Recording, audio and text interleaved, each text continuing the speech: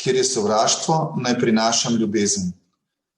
V svojem bistvu imamo vsi ljudje dostojanstvo in v Božjih očeh smo neskončno vredni.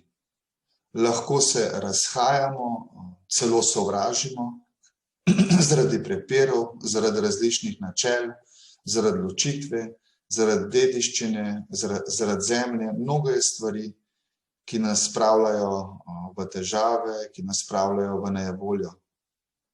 Naš razlog je lahko zelo upravičen in objektiven, vendar tako sovraštvo je mlinski kamen, ki nas vleče stran od Božjega kraljestva in nas ovira in lahko tudi leta razžira naš notranji mir. Da bi se razbremenili tega bremena kamna, je potrebno odpuščanje in tudi razumevanje, da smo vsi slabotni Božji otroci. Imamo napake, grehe, včasih v svoji nemoči in zaradi strahu prizadenemo drug drugega.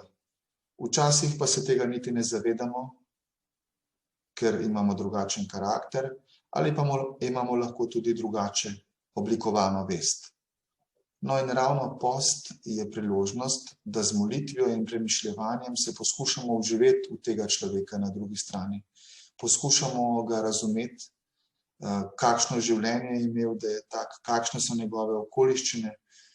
Lahko se tudi vprašamo, kaj bi mu Jezus rekel, če bi govoril z njim. Lahko si to tudi na glas predstavljamo in dejansko mu to povemo.